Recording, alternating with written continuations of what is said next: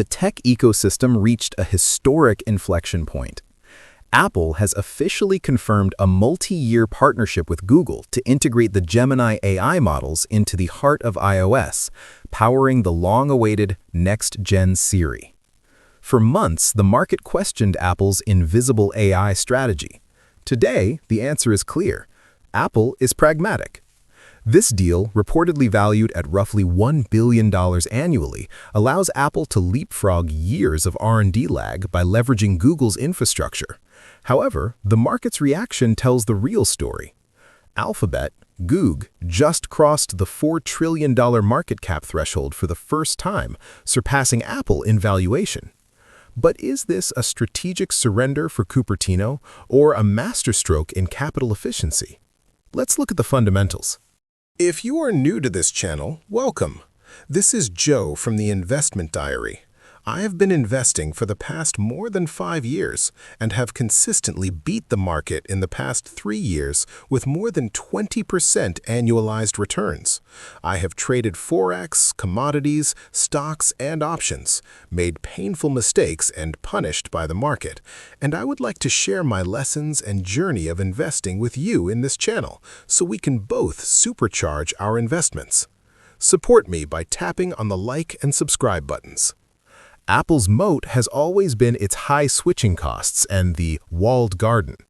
By integrating Gemini, Apple protects that moat by ensuring iPhone users don't migrate to Android for superior AI agents. However, we are seeing a shift in the power moat. Elon Musk recently called this an unreasonable concentration of power, and he's not entirely wrong. Google now provides the brain for both the world's leading mobile operating systems. Apple still owns the customer relationship and the hardware layer, but they have ceded the foundational model layer to a direct competitor. This creates a long-term key person risk, except the person is another corporation. With 2.4 billion active iOS devices, Apple's moat is its hardware-software integration. Outsourcing the brain to Google ensures they don't lose users to Android-native AI, but it creates a dependency on a competitor. Gemini becoming the default AI engine for both Android and iOS validates Google as the utility of the AI age. This move effectively sidelines OpenAI's ChatGPT integration as a secondary or legacy option, consolidating the search AI monopoly between the two titans. Tim Cook is proving to be the ultimate pragmatist. Rather than burning $50 billion in capex to catch up to GPT-5 or Gemini 3, he is licensing the best-in-class tech. This protects Apple's $100 billion-plus annual buyback program and keeps the balance sheet lean. Sundar Pichai, however, has played a distribution masterclass. By securing Siri, Google ensures that Gemini is the most widely distributed AI model on Earth. This mirrors the legendary search deal that pays Apple billions, but this time, Google is providing the value add rather than just buying the real estate. Apple is currently trading around $260, meaning it is fairly valued. There is a premium baked in for the Siri glow-up. For Alphabet, we see a fair value of $348.80, suggesting there is still a 5 to 7% upside even after the $4 trillion rally, as AI overviews continue to drive a 7% increase in cost per click. So, what's my verdict for this partnership? Apple is playing defense to protect their kingdom, while Google is on a strategic expansion on distribution reach. Both companies working together is a fantastic news, and I see this as a win-win situation if executed well. I'm keeping a close eye on the March-April release of the revamped Siri. If it underwhelms, Apple's premium valuation could be at risk. As we enter 2026, the Big Three have achieved a financial milestone once thought impossible, achieving annual net income exceeding $100 billion. We are officially in the era of the $100 billion net income club. Apple leads the pack with $112.01 billion in annual profit, followed by Microsoft at $101.83 billion and Alphabet at $100.12 billion. Apple's $112 billion isn't just a number, it's a fortress. While the world waited for the iPhone to fail, Apple quietly built a services ecosystem with 70+% margins that effectively prints cash. Microsoft, crossing the $101 billion mark, has transitioned from a software vendor to the world's essential AI utility.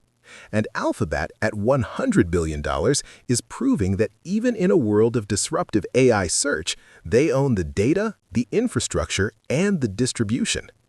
Let those numbers sink in. That is not revenue, that is bottom-line profit. But for the first time since 2019, Alphabet has overtaken Apple in market cap. Why? Because the market is waking up to a valuation disconnect. While Apple is trading at a steep 32x forward earnings with single-digit growth, Alphabet is growing faster, trading cheaper, and, frankly, winning the AI infrastructure war. In this video, I'm going to explain why I believe current valuations make Apple a hold at best, and why the real intrinsic value play in 2026 lies elsewhere. Number 1. Apple. In fiscal 2025, Apple didn't just grow, it generated $112 billion in net income. The market consensus right now is that Apple has lost its innovative edge. They point to the slow rollout of Apple Intelligence and a cooling Chinese market as proof that the giant is sleeping. I'm here to tell you that the consensus is fundamentally misreading the architecture of this business. We aren't looking at a hardware company anymore. We are looking at the world's first intelligence-driven sovereign ecosystem. Apple's moat isn't just brand loyalty, it's a triple threat of switching costs, intangible assets, and the network effect. Let's look at the math that forced my hand. Apple's moat is still the strongest in the world. With 1.5 billion active iPhones and a 92% retention rate, their ecosystem is sticky. However, we're seeing diminishing returns on the hardware side. The iPhone 17 Air is a beautiful piece of engineering, but is it a catalyst for 15% revenue growth? Likely not. Most of Apple's recent EPS growth hasn't come from selling more products. It has come from an aggressive $90 billion annual buyback program and record 70% margins in services. Tim Cook is often criticized for not being a visionary like Jobs, but as a capital allocator, he is peerless. Apple has repurchased roughly $700 billion of its own stock over the last decade. Think about that. They have effectively reduced their share count so aggressively that your ownership of the company increases every single year, even if you don't buy a single new share. That is the buyback machine in action, and it's why Apple's EPS continues to outpace its revenue growth. Apple Intelligence was supposed to be the 2025 catalyst, but flagship features have been delayed into mid-2026. While Apple waits for its AI features to bake, Alphabet is already monetizing the entire AI stack.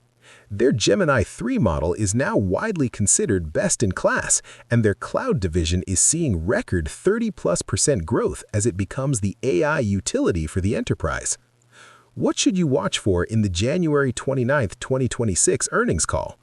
1. iPhone 17 guidance. Management is expecting double-digit growth in the holiday quarter. If they miss that, the stock will react violently. 2. Services momentum. Can services maintain that 15% growth rate? 3. China stabilization. We need to see if the decline in Greater China has finally bottomed out. At the current trading price of around $267, the market is already pricing in a lot of that AI success. You aren't getting a bargain here, but you are getting quality. This is why I believe current valuations make Apple a hold at best. I still love Apple products. I'm typing this on a Mac, but as an investor, I see a company at a valuation peak, Apple, versus a company in a growth acceleration phase, Alphabet. Number 2. Microsoft. In fiscal 2025, Microsoft officially crossed the threshold, posting $101.83 billion in net income. But here's the difference. While Apple is trying to maintain its hardware margins, Microsoft is in the middle of the most aggressive capital expenditure cycle in its history. They aren't just selling software, they are building the physical and digital infrastructure for the next 50 years of global productivity. As I mentioned in my previous video, I've rotated out of my Apple position because I believe we are seeing a valuation ceiling at 32x earnings. Microsoft, however, presents a different story. Even with a high multiple, Microsoft's growth is fueled by enterprise necessity, not consumer sentiment. Microsoft's moat is built on high switching costs. The commercial lock-in. More than 90% of the Fortune 500 are now using Microsoft 365 Copilot. Once an enterprise integrates its identity, security, and data into the Microsoft stack, the cost to leave isn't just financial, it's operational suicide. The Azure flywheel. Azure revenue grew 34% last year, surpassing $75 billion. This isn't just cloud storage anymore, it's an AI foundry. By owning the infrastructure, Azure, and the application layer, Office, Microsoft captures the value at every single step of the chain. The OpenAI edge. Their strategic partnership with OpenAI gives them a time-to-market advantage that no other legacy software company can match. Microsoft's financial health is defined by efficiency at scale. They ended the year with a 36% profit margin. But the number you need to watch isn't profit, it's CapEx. Microsoft is currently spending over $50 billion a year on data centers in Silicon. Critics say this is a spending bubble. I disagree. Look at the remaining performance obligation, RPO. It has surged to nearly $400 billion. That is contracted future revenue. Microsoft is building capacity because the demand is already signed and sealed on the dotted line.